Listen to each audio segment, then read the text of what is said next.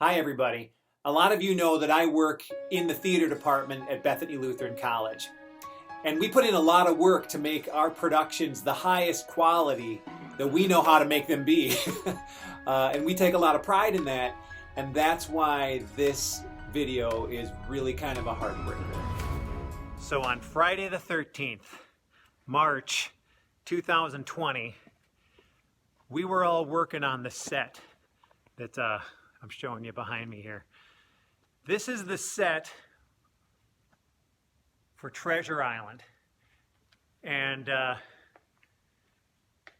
it had to all come to a stop.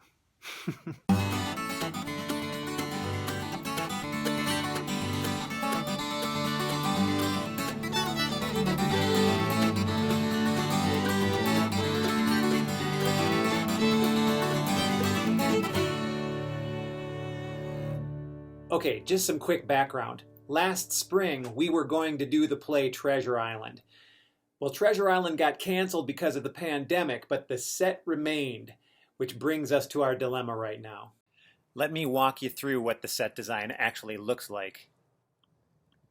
Okay, so here it is. This is the set. Let me pivot this around so you can get some different ideas of how that was going to look. Let's just go all the way to the side. You can sort of see back here. I had a scrim was the idea I was going to have. This is our cyclorama back here where we could actually light the sky, make it look like a sky back there. But this is the front. And once I get all my boxes and painting back in here, here's my pirate man to give you an idea of the scale of the set. So this is the main rake. This is kind of what makes this set a little bit more difficult for any other thing to be on this except for Treasure Island. Treasure Island can be on here because it's a ship, but this is a kind of a tilty stage, you know, so it sort of makes it impossible for other plays to be done on this, or at least very difficult. Lots of stairs and ropes. There's ratlins and ropes. Have a crow's nest. This crow's nest here was where I was going to have Jim Hawkins climb up the ratlin ropes to the crow's nest. Israel Hands, the evil pirate, was going to come up to him with guns and with a knife. He was going to throw a knife at him, and Jim happens to have some pistols, and he says, "Don't come any closer or I'll blow your brains out, Israel Hands."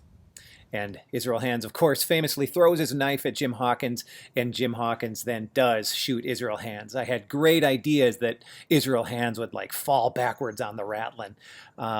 We were going to have lots of sword fighting happen across here on this is the deck of the Hispaniola. These are evocative of the stockade that are going to be on the island. Pirates, of course, famously take that over.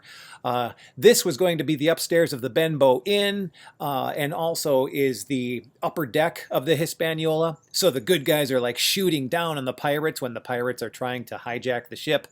And then I was imagining gun battles, fighting, shooting that was going across from here to here, slow motion battles, lots of sword battles, lots of tugging and pulling and you know, sweating and spitting, things that aren't great for a pandemic. We had all of this painted already. All of the false proscenium here was already painted in weather wood, and we were going to do a similar treatment down here on the floor.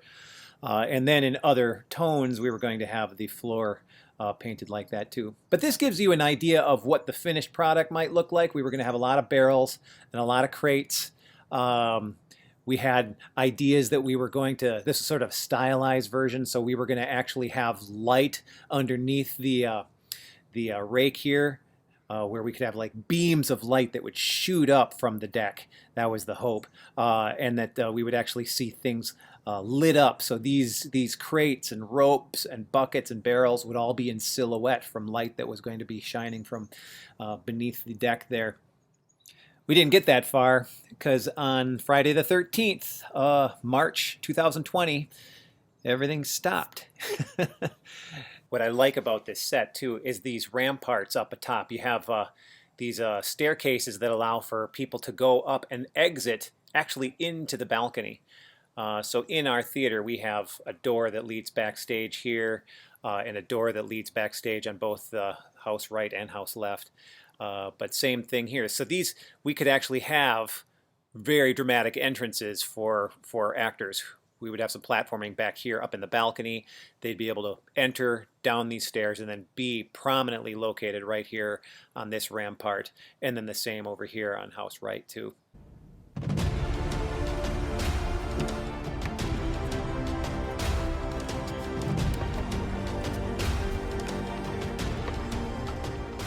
So it was going to be pretty cool. It is a neat set. Now we just have to make the decision. Is this something that we can use? Can we save it? Can we use it for another time? And is this the year to do it? I don't have a good explanation why we just left the tools and why we just ended up putting everything just on the stage right where it was.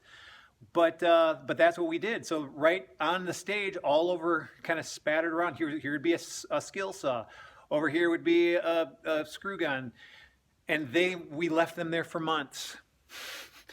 I don't know if it's just something in our psychology thought, we'll be back, you know? And then we weren't. It's sort of like time stood still. So we've never had a set sit on our stage for this long. It's been up since the beginning of March. So now we're in this dilemma. What do we do? Can we do a show like Treasure Island where social distancing would maybe be a little bit ridiculous? You got to have sword fights in Treasure Island. You got to have gun battles. You got to have people tugging and pulling at each other. And so now we have to make a decision. I've been dreading it. I've been dreading what happens with this great set. And now here it is, nearing the beginning of August. We got to start figuring out what we're doing for our theater season. This has never happened. We've always known what we're going to be doing for our theater season at this point in the game. But now we don't. The problems are these. We have this set that is sitting on top of our stage, which I have some real vested interest in keeping here on stage. My hope was to be able to still do the show and figure out how to do it in the fall. I guess none of us ever saw coming that this pandemic would go on so long. I guess never been through a pandemic before. But here are some of the problems. Masks. People in Minnesota now are supposed to wear masks everywhere for everything. The actors, at least so far with the executive order, can get away with not wearing masks, but everybody in the house will have to wear masks. Okay, so I think that's a workaround. We can work around that. The best we can figure out is to follow rules that are getting established by athletic organizations. And that means that if you've got a player who is exhibiting symptoms and they test positive for COVID-19, then that player has to be sequestered for 14 days. And that's different for a team than it is for a cast. We are not a big program where we have a lot of people. We don't often have understudies. And so if I've got a pivotal role like Long John Silver or Jim Hawkins, and they tested positive, regardless if they are exhibiting symptoms or not, they're out of the show, or they're out for the next 14 days. If that happens 2 weeks before a show, what do you do? So there's that. That's one of the big ones, actually. And then also, there's the whole social distancing thing. We got to have social distancing happening in the audience. And so what they're looking at is that our house would be only able to seat at 25% capacity. At 25% capacity, the big question is it worth it? Will we make any money back with our box office? And so that's one of the problems. There's some social distancing protocol for the actors too. We really don't want our actors to have to wear masks. This is when you're acting, it's your face, you know, you're dealing with expression. People have to see how you are expressing. If your face is covered, you probably can't tell right now if I'm smiling or not. So it happens with your eyes, it happens with your mouth, all of that. And so now that's another compounded problem that gets put on top of all of these things. And as far as social distancing goes for the actors, We want them to fight. We want sword fights happening. This is Treasure Island, you know? It's sort of a blood and guts sort of a play. We don't have a lot of those that we do here at Bethany, and so this was going to be something really cool and special. We were all really looking forward to it. It was going to be fake blood. It wasn't, you know, it's not a biohazard, but it is a hazard maybe just in that you've got actors who are sweating near one another, and is that a danger? We don't know enough, I guess, to know if it is or if it isn't, and so everybody wants to proceed with caution. Those are the problems that are sitting before us, and we haven't made a decision. A problem for me was I was trying to get my brain only in the space where we were doing Treasure Island, where that was the option. Somehow we had to make that the workaround. Well, it's changed in my brain now, where I have now tried to see it from different angles, and now I'm looking at scenarios where what if we do our theater season and Treasure Island is not a part of it? This is a whole new wrinkle in the decision-making process. And of course, it's going to break a lot of hearts. It's going to break my heart. It's going to break hearts of kids who auditioned for Treasure Island, who wanted to be in it, and they were really hoping to give this a go. There's a lot riding on a decision like this. But sometimes in the creative problem-solving process, when you're taking a look at it from a different angle, now I can see that there are other options. Now, if we clear the set, is it better for me to have just an open space where we can make social distancing a little easier for the actors? The other wrinkle to this is that we have acting class coming up in the fall.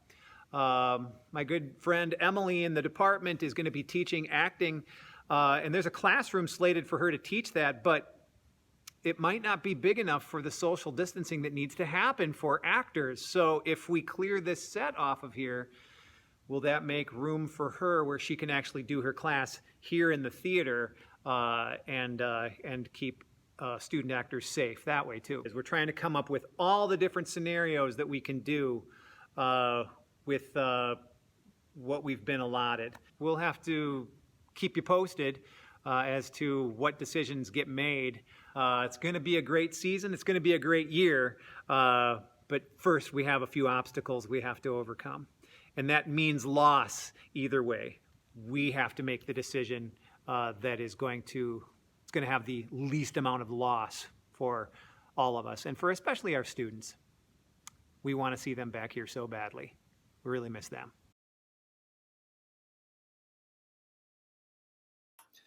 Which brings us to today.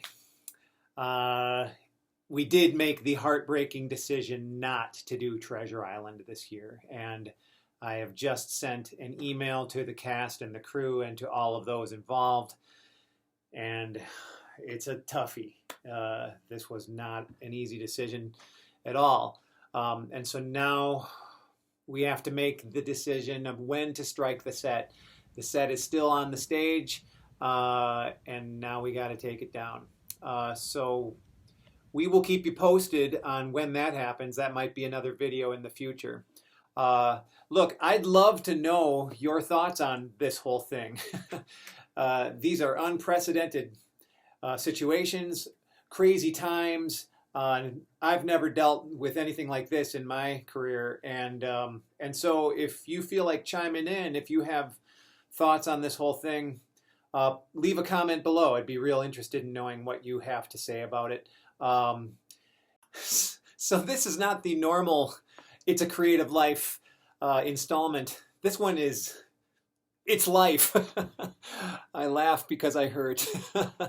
But we try to keep the creative content coming, and if this stuff is interesting to you, if you like this content, please consider subscribing. Honestly, I hope everybody is well. Hope you're all staying safe, and we'll see you next time.